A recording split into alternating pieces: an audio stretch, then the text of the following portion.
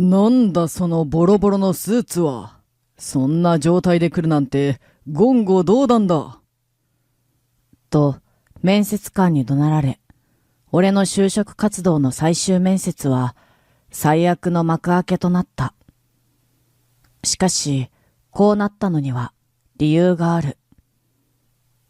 大事な最終面接に向かう途中、シニアカーが動かなくなって困っているおばあさんと出くわした。面接時間は刻一刻と迫っていたけど、目の前で困っているおばあさんを見捨てるなんてできなかった。必死に助けようとしているうちに、一丁羅のスーツは泥まみれのボロボロに。結局、面接には大遅刻。面接官からは想像通りの厳しい言葉を浴びせられた。もう、俺の人生は終わったも同然だ。そんな絶望的な状況だった俺に、運命の出会いが待っていた。俺は森永道夫、就職活動真っ最中の大学生だ。昔からミニカー集めが好きで、よくいる車好きの少年だった。ただ、普通の子供とちょっと違ったのは、車の中身、その仕組みにまで強烈に惹かれていたこと。父のコレクションだった車のプラモデルを見ては、外見だけじゃなく、内部構造の精巧さに心を奪われていたんだ。車への憧れはいつしか自分の手で理想の車を作りたいという大きい夢に変わっていた。その夢を叶えるため、大学では誰よりも勉強したつもりだ。いくつもの偶然や奇跡が重なったのか、俺はついにあの一流自動車メーカーの最終面接までこぎつけたんだ。この面接で俺の未来が決まる。そう思うと緊張しすぎてほとんど一睡もできなかった。きっと就活生あるあるだ。いても立ってもいられなくて、予定よりずいぶん早く家を飛び出した。面接のシミュレーションを小声でブツブツ繰り返しながら、会場の会社へと向かう。その途中、自分の人生を大きく変える出来事に遭遇したんだ。あらら、これはどうしたら。困り果てたおばあさんの声が聞こえて、そちらを見ると、愕然とした。どうしました？大丈夫ですか？そこは踏切のど真ん中。線路の上でシニアカーに乗ったおばあさんが立ち往生していた。あ、ごめんなさいね。急に動かなくなっちゃったみたいで。ちょっと見てみますね。シニアカーが故障したのかと思ったけど、よく見ると線路の溝に車輪ががっつりはまり込んでいる。これじゃあ、さすがにおばあさんの力で動かせるはずがない。車輪が溝にはまって動かないみたいですね。あらあら、そうなの。困ったわね。試しにおばあさんが乗ったままシニアカーを動かそうとしたけど、びくともしない。かなりの重さだ。もたもたしていたらいつ電車が来るかわからない。すみません。この方の移動、お手伝いしてもらってもいいでしょうか。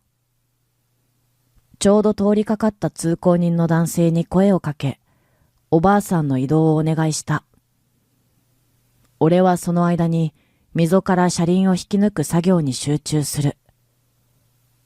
くそ、このシニアカー、めちゃくちゃ重い。しかも、車輪の幅が溝にぴったりはまりすぎていて、てこでも動かない。おりゃあ！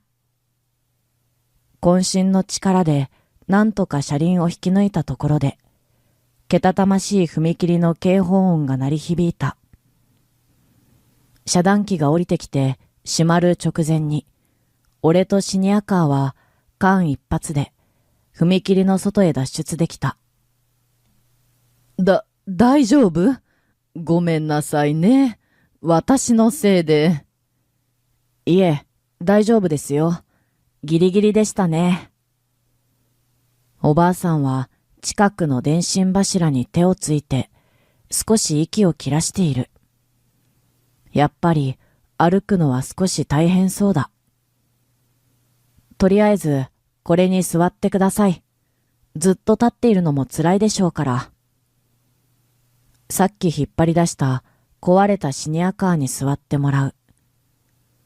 手伝ってくれた通行人は仕事があるのでと足早に去っていった。時計を見ると面接の開始時間がすぐそこまで迫っている。あら、やっぱり動かないわね。これ車輪がパンクしちゃってますね。俺が無理やり引き抜いたから、その衝撃でパンクしちゃったのかもしれません。じゃあ、これに乗って帰るのは無理ってことよね。そうなりますね。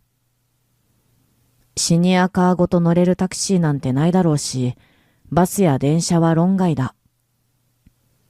ご家族に連絡は取れますか？シニアカーも持って帰らないといけないですし。そうね。ちょっと電話してみるわ。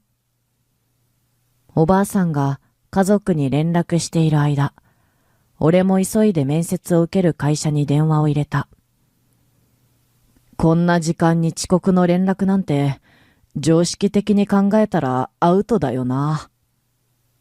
でも、無断で遅刻するよりはマシだと思ったんだ。それに、おばあさんのご家族が来るまで、一人にしておくわけにはいかない。孫が迎えに来てくれるらしいわ。本当にごめんなさいね。お仕事に行く途中だったんでしょ？いえ、遅れるって連絡はしたので大丈夫です。電話口の受付の人、かなり困惑してたけどな。そりゃそうだ。俺だって面接を遅刻するって電話かかってきたら困惑するだろう。でも、俺は間違ってないはずだ。一流企業の最終面接と目の前にある人の命。比べるまでもなく、命の方が大事だ。もし、このせいで面接が受けられなくなったとしても、きっとまたチャンスはある。でも、人の命に次はない。もしここで見捨てていたら、俺は一生後悔する。おばあちゃん、大丈夫？音羽、ごめんね。仕事中だったのに。そんなのいいのよ。怪我はない？大丈夫よ。このお兄さんが助けてくれたから。おばあさんを迎えに来たお孫さんは顔面蒼白で慌ててやってきた。名前は音羽というらしい。シニアカーの車輪が線路の溝にはまって動けなくなっていたんです。それで引っ張り出すときにパンクしちゃって。そうだったんですね。祖母を助けていただいて本当にありがとうございました。いえ、当然のことをしたまでです。トランクに乗せるの手伝いますね。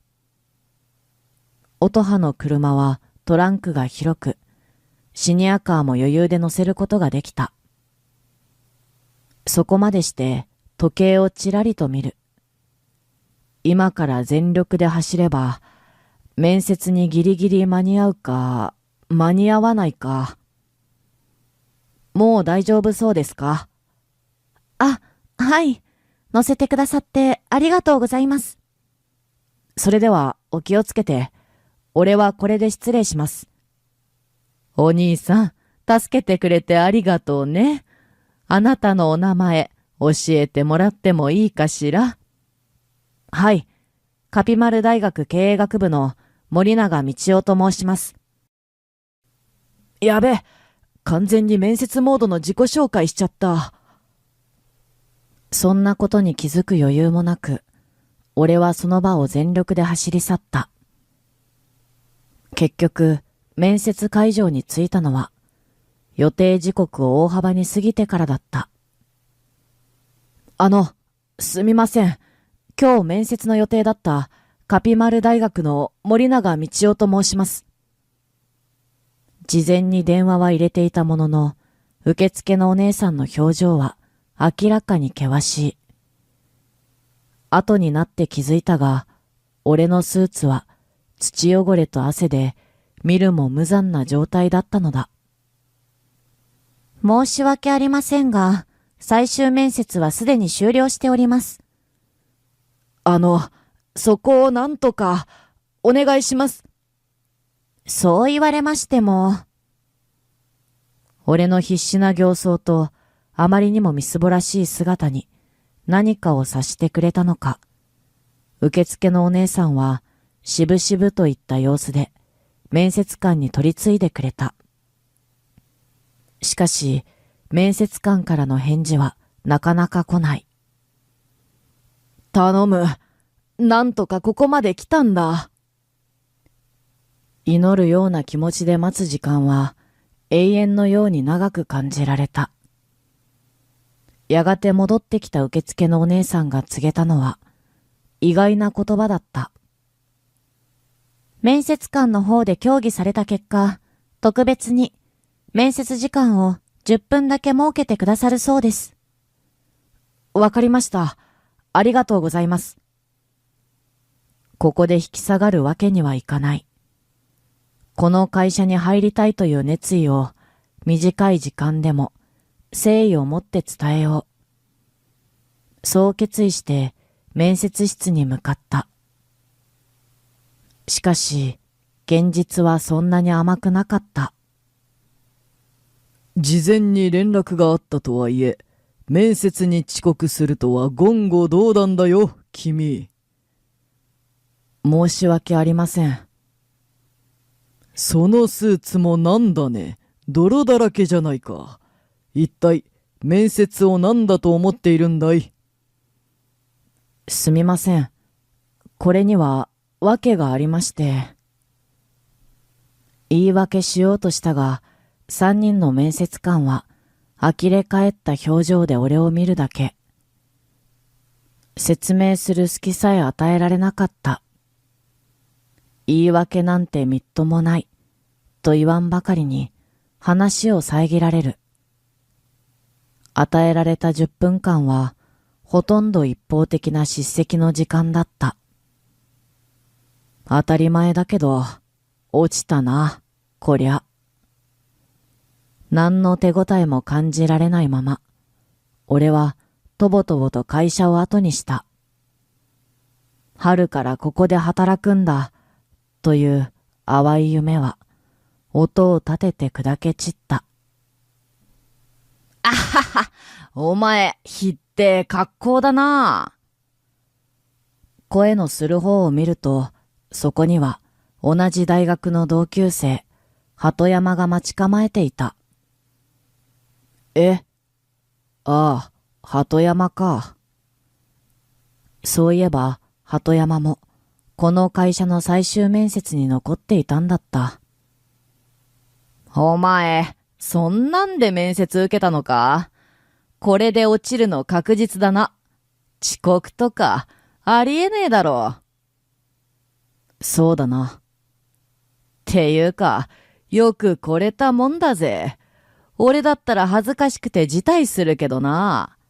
そこまでして一流企業にしがみつくとか、だっせーの。鳩山は、なぜかいつも俺に突っかかってくる。大学の学部も同じで、俺の方が成績がいいことを根に持っているらしい。今回だって、わざわざ俺と同じ会社にエントリーしてきたんだ。ごめん、ちょっと疲れたから帰るよ。一流企業に入ることがステータスだと信じて疑わず、周りに自慢しまくっていたのは、むしろ鳩山の方だ。まるでもう内定をもらったかのようなテンションだった。俺だってこの会社の企画力や開発力に惹かれて応募した。でも面接官にあれだけボロクソに言われた後だと、なんとなくここじゃないかもなんて気持ちにもなってくる。俺が本当に輝ける場所はきっと他にあるはずだ。そうやって自分を慰めるしかなかった。そして数日後、第一希望だったあの会社からは、案の定、不採用通知が届いた。対照的に鳩山は採用通知が届いたらしく、わざわざ俺に見せびらかしに来た。いや、お前が落ちたのは残念だったな。でも、おかげで俺の採用枠が空いたってことかな。逆に、お前と同じ会社じゃなくてよかったかもな。まあ、人助けも大事だけどさ、もう少しタイミング考えた方がいいんじゃない？自分が有利になったことを隠そうともせず、喜ぶ姿に、正直いい気はしなかった。そんなある日のことだった。失礼します。俺にお客さんって。大学の事務の人からお客さんが来てると呼び出された。心当たりは全くなかったが、とりあえず事務室へ向かうと、ソファーに見知らぬ女性が座っていた。あ、こんにちは。先日はありがとうございました。先日？踏切で祖母を助けてくださった森永道夫さんですよね。あの時の。はい。私、あの時祖母を迎えに行った孫の音羽です。改めてちゃんとお礼がしたかったんですけど、連絡先もわからなくて、大学名しか手がかりがなかったので、突然押しかけてしまって申し訳ありません。そういえば、あの時おばあさんに名前を聞かれて、焦っていた俺は大学名から名乗ってしまったんだった。それを頼りに孫の音羽がわざわざ大学まで訪ねてきてくれたらしい。先日はすごく急いでいらっしゃいましたけど、何か大事なご用事が？大丈夫でしたか？はい。実はあの後、面接の予定が入っていたんです。少し遅刻しちゃいましたけど、面接は受けられましたよ。まあ、結果はダメでしたけど。それって、やっぱり遅刻が原因ですよね。本当に申し訳ありません。そんな大事な日に、あんなことになってしまって。いえ、音羽さんが謝ることじゃないですよ。面接と人の命、どっちが大事かって言ったら、絶対におばあさんの方が優先でした。もし時間が巻き戻ったとしても、俺はおばあさんを助けますよ。綺麗事に聞こえるかもしれないけど、これは本心だ。人の命より大事なものなんて、この世にない。あのままだったらどうなっていたか。おばあさんが無事で本当に良かったです。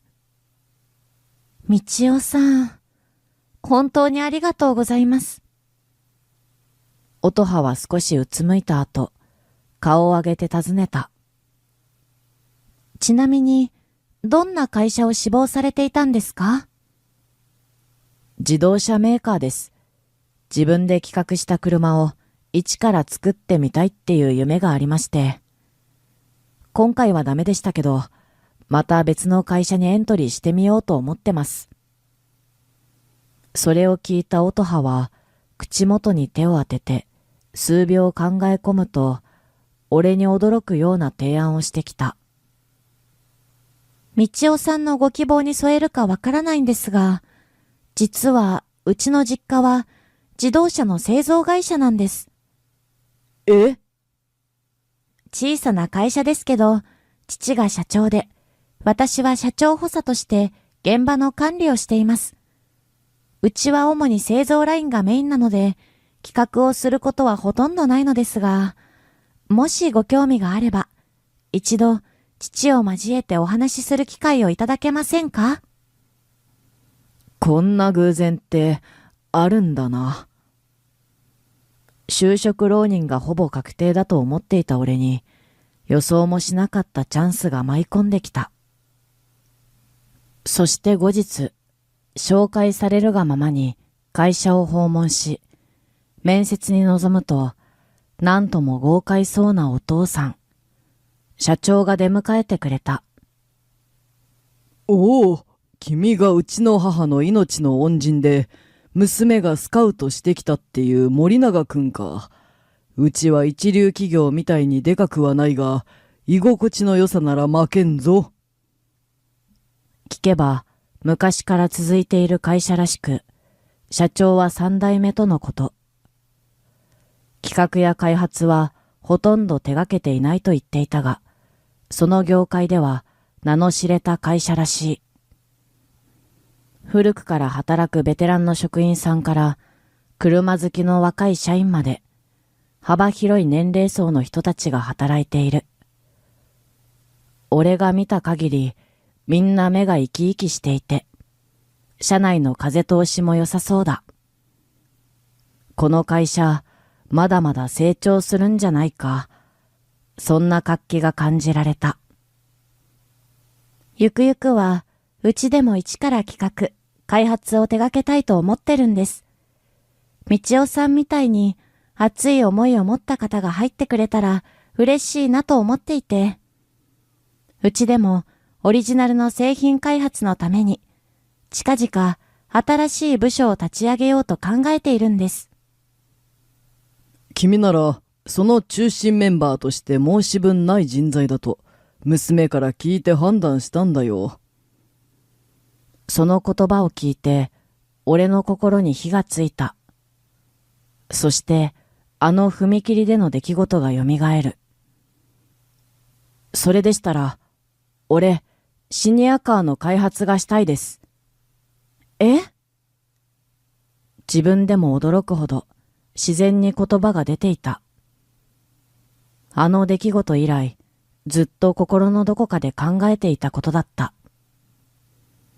先日、おばあさんを助けた時に思ったんです。線路の溝にはまってしまうような車輪の構造や本体の重さ、シニアカーにはまだまだ改善できる点がたくさんあるんじゃないかって。俺が熱っぽく語ると、社長と音羽さんは顔を見合わせ、そして二人同時に力強く親指を立ててみせた。そういう若者を待ってたんだよ。やりたいことがはっきりと見つかった。この会社でなら、俺は自分の力を発揮できる。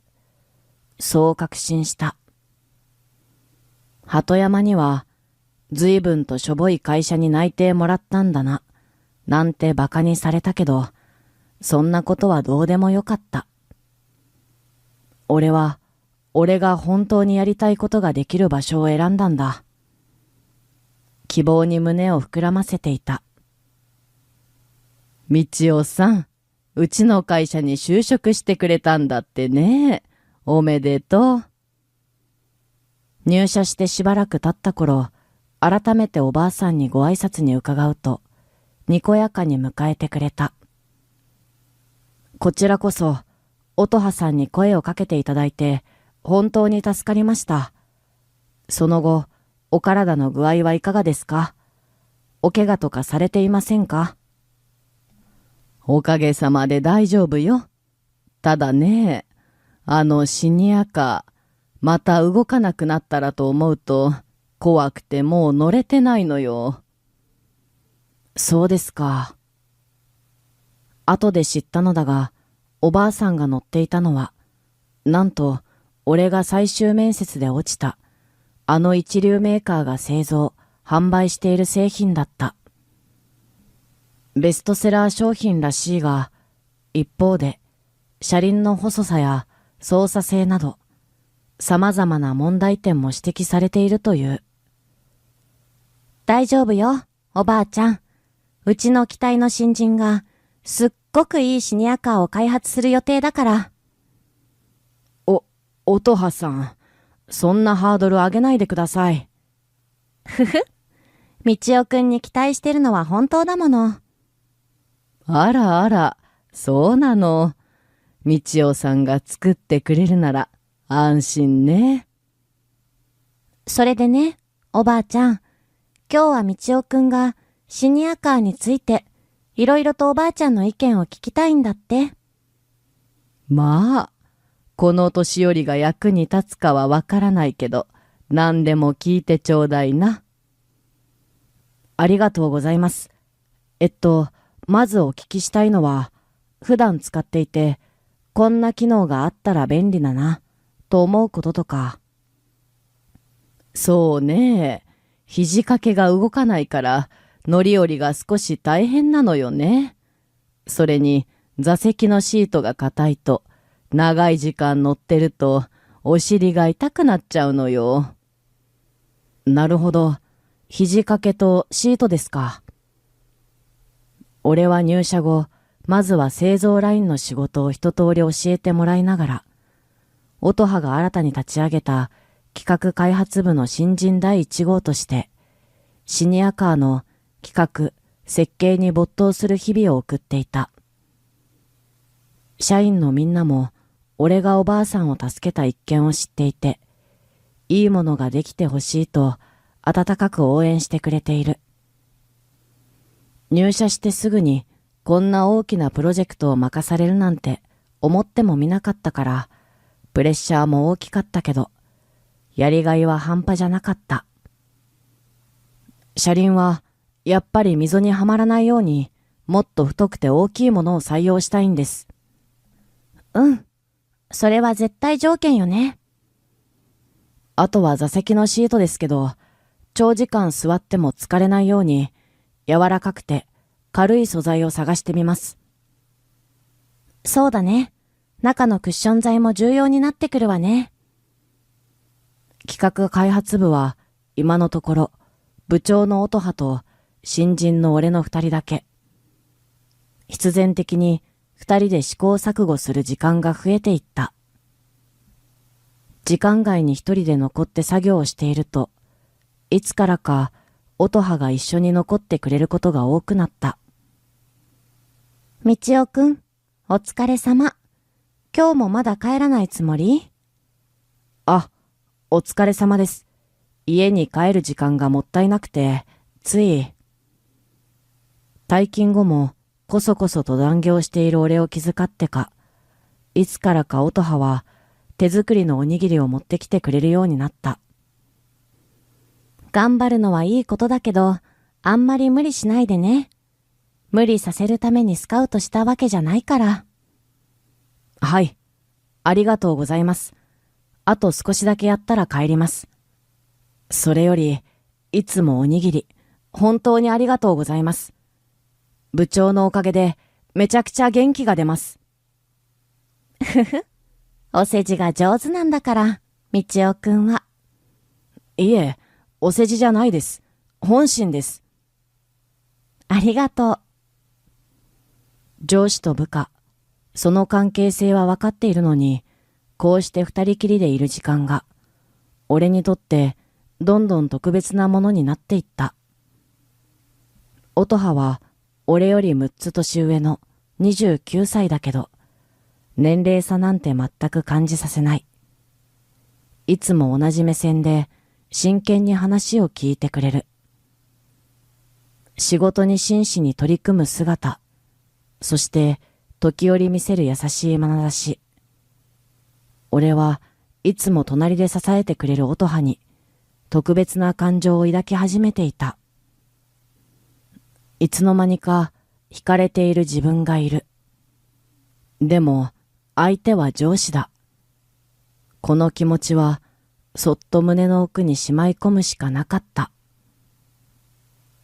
おばあさん、乗り心地はどうですか？シートの素材も柔らかいし、車輪もすごくしっかりしてる感じがしていいね。それにこの肘掛け。動かせるから乗り降りが楽だわ。何より座席がくるっと回転するのが素晴らしいわね。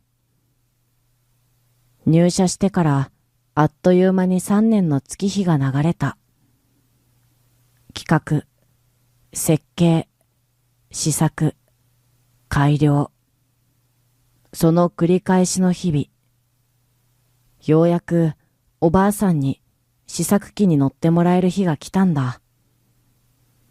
時間をかけた分、本当に納得のいくものができた自信があった。溝にはまらない、安定感のある太い車輪。可動式の肘掛けと回転式の座席で、乗り降りの負担を大幅に軽減。操作も誰にでもわかりやすいように、極限までシンプルにした。これなら安心してまたお出かけできるわ。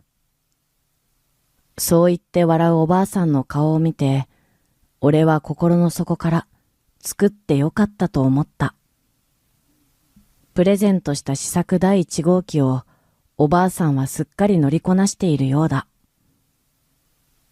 そんなある日、音羽から声がかかった。みちおくん、今度大きな介護用品の展示会があるのよ。へえ、そうなんですか。そこにこのシニアカーを出展しようと思うの。もちろん、プレゼンターはみちおくんで。どう？え、俺がですか？うん。これは、みちおくんが一から企画して、心血を注いで開発した製品なんだから。あなた以外に、このシニアカーの魅力を語れる人はいないわ。展示会では各社が持ち時間を与えられて、製品紹介のプレゼンテーションを行うらしい。手塩にかけて育て上げた我が子のような製品だ。俺は迷わず、やらせてください、と返事をした。展示会の当日、会場の熱気に少し緊張しながら準備をしていると、聞き覚えのある嫌な声がした。あれ？森永じゃん。お前、こんなとこで何してんの？あ、鳩山、久しぶりだな。まさか、こんな場所で落ちこぼれに再会するとは思わなかったよ。元気にしてたか？あはは、まあ、なんとかやってるよ。よりにもよって、俺が面接で落ちたあの一流企業に就職した鳩山と、こんな場所で鉢合わせするなんて。俺さ、今、企画のプロジェクトに参加してて、今日はその関係で呼ばれたんだわ。いや、大変だよ、大手は。高齢化社会が進む中で、どこのメーカーもシニアカーの開発には力を入れているらしい。鳩山の会社ももちろん例外ではないようだ。お前のとこって確かただの部品作ってるだけの製造会社だったよな。なんでこんな展示会に？その時、隣にいた音羽が笑顔のまま割って入った。あら、ご存知ない？うちの新人が入社してすぐに一から企画、開発した自慢の新製品があるんですよ。そして彼は今日、この製品のプレゼンター、我が社の代表としてここに立っているんです。音羽さん、笑ってるけど、目が笑ってない。長年の付き合いでわかる。これは音羽の戦闘モードだ。はぁ？お前が企画開発？しかもプレゼンターって、マジで言ってんの？ええ。大手メーカーさんの最新型シニアカーも、うちのこの新製品の前では霞んで見えると思いますよ。なんせ彼は、高齢者の方々の声を一つ一つ丁寧に拾い上げて、徹底的に使いやすさを追求して作り上げましたからね。私たちはこれで失礼します。ぜひ、うちの製品ブースにもお立ち寄りくださいね。そう言って、音羽は俺の背中をぐいぐい押して、自分たちのブースへと連れて行った。なんなのよ、あの子。道夫くんの知り合いなの？大学の時の同級生です。昔から何かと突っかかってきて。うちの道夫くんの方が100倍優秀ですけどね。なんで音羽さんが怒ってるんですか？当たり前でしょ？道夫くんのこと、落ちこぼれだなんて言われて、上司として黙ってられるわけないじゃない。いくら一流企業に勤めてたって、ああいう人間性の人はダメよ。俺のために自分のことのようにプリプリ怒ってくれる音羽。上司モードのはずなのに、なんだかすごく可愛く見えた。この3年間、告白するチャンスはいくらでもあったはずだ。でも、俺はできなかった。まずは、このシニアカーを胸を張って世に出せるものにしたかった。それが、俺なりのけじめだったんだ。でも、今日がその日だ。この展示会で、もし10台以上の注文が取れたら、玉砕覚悟で、音羽に告白しようと決めている。うちみたいな無名の会社の製品だ。10人。いや、5人でもお客さんが来てくれたら、御の字だろうと思っていた。だが、俺の予想は、いい意味で大きく裏切られることになる。うわ、すごい。こんなに注文が殺到するなんて。プレゼンテーションの後、試乗会を兼ねたブースには、信じられないほどの人だかりができていた。実際にシニアカーに試乗した人たちから、次々に称賛の声が上がり、その場で注文が舞い込んできたんだ。うちのブースは、まさに嬉しい悲鳴状態。ふと、鳩山の会社のブースに目をやると、ガラガラだった。ぜひ、うちの製品も見ていってください。ああ、オタクの製品ね。溝にはまったり、トラブルが多いのよ。うちのおじいちゃんも乗り降りがしにくいって言ってるから、悪いけど別のところを見ます。鳩山が必死に呼び込みをしているが、客は素通りし、どんどんうちのブースへと流れてくる。悔しそうに唇を噛む鳩山の姿を横目に、音羽がガッツポーズをしているのが見えた。結局、その日、うちのブースには50人以上のお客さんが訪れ、なんと30件を超える注文をいただくことができた。まさか、こんな大成功を収めるなんて、夢にも思っていなかったから、めちゃくちゃ嬉しかった。それに、お客さんから直接、使いやすそう、これなら安心、という声を聞けたことが、何よりも励みになった。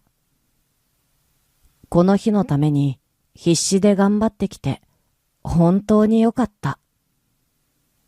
両親にも感謝しなきゃな、なんて思ったりしてね。一方、鳩山のブースは最後まで閑散としたまま、展示会は終了した。鳩山は心底悔しそうな顔で会場を後にしていった。いやー、見事に一泡吹かせてやったわね、道夫くん。今日は私のおごりだから、遠慮なく好きなだけ飲み食いして。大成功に終わった展示会の後、音羽が祝勝会を開いてくれた。いい製品だって自信はあったけど、まさかここまで注文が殺到するなんてね。正直、驚いたわ。今でも製造ラインは忙しいのに大丈夫ですかね。注文も今は生産可能な範囲で受けたし、今後さらに増えるようなら人員の増強も検討してるの。ふふ、これが嬉しい悲鳴ってやつね。でも本当に、みちおくんがすごく頑張ってくれたから、その努力がみんなに認められたってことよ。本当にありがとうね。いえ、そんな、そもそも、音羽さんが大学まで訪ねてきてくださらなかったら、今の俺はいないですから。俺の方こそ、音羽さんやおばあさんとの出会いに心から感謝しています。もう、みちおくんたら、本当にお世辞が上手なんだから。お世辞じゃないです。本当にそう思ってますよ。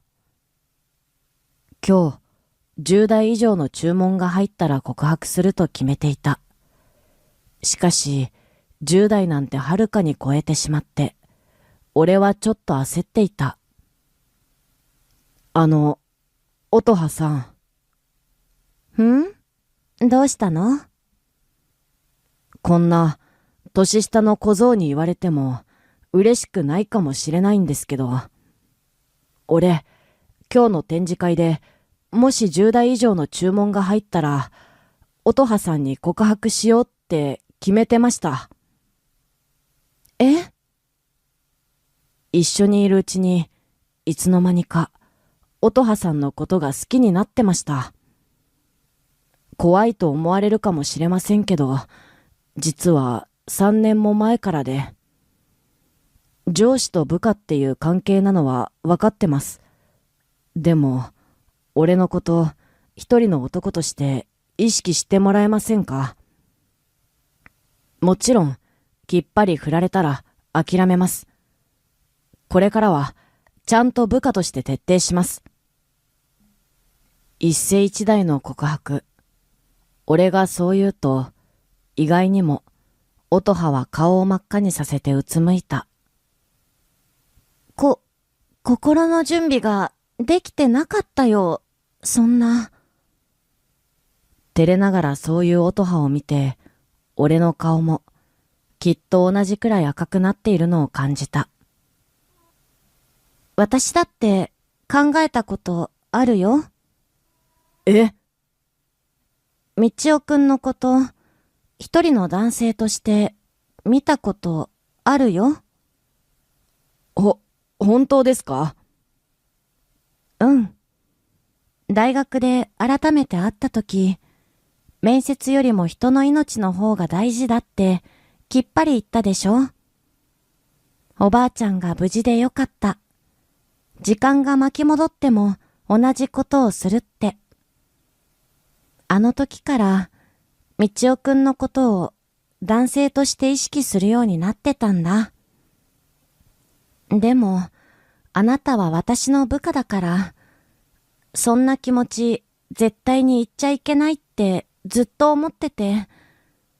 だから、もし、私でよければ、これからは上司と部下としてじゃなくて、恋人としてよろしくお願いします。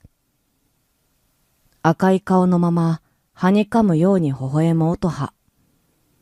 その表情に、俺の心臓はキュンと締め付けられた。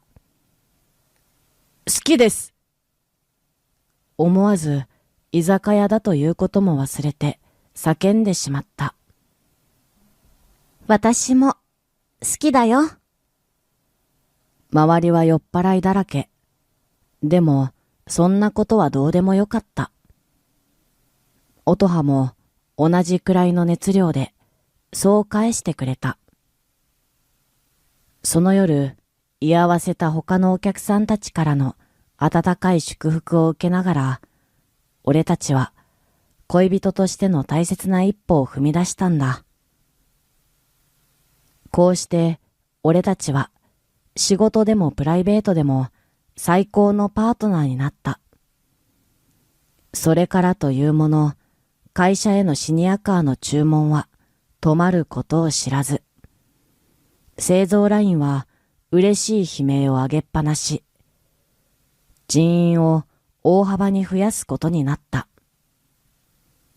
正式に立ち上げられた企画開発部も、音羽を筆頭に、新しいメンバーをどんどん迎え入れて、日々新しい製品やアイデアを生み出すために試行錯誤を続けている。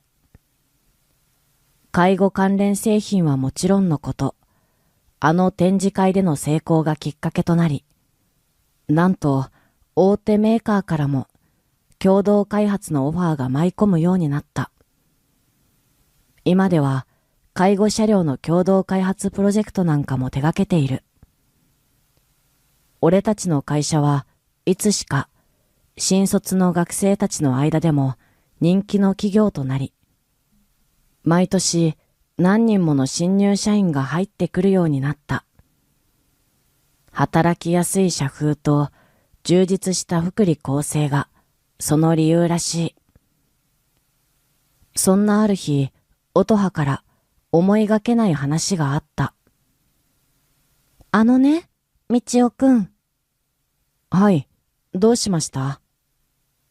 来年から企画開発部の部長、あなたにお願いしたいんだけど。え、俺がですか？うん。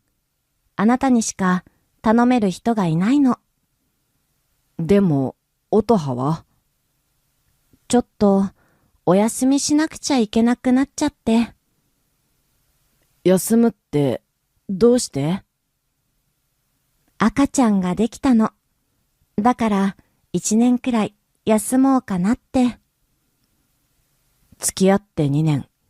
結婚して1年。俺たちの間には、可愛い男の子が生まれるらしい。本当に？音羽、よかった。うん。みちおくんが喜んでくれて嬉しい。生まれてくる赤ちゃんにも素敵なパパになってあげてね。ああ、絶対になるよ。俺が父親になるんだ。しっかりしないと。みちおくんなら大丈夫。私はいつでもあなたの味方だから。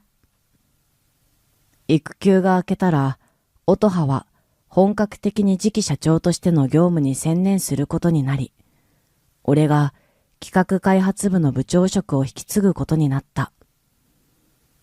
仕事でも、そして家庭でも、音羽とこれから生まれてくる家族をしっかりと支えられる男にならないと、俺は改めて強く心に誓った。俺たちの子供、将来何になりたいって言うかな。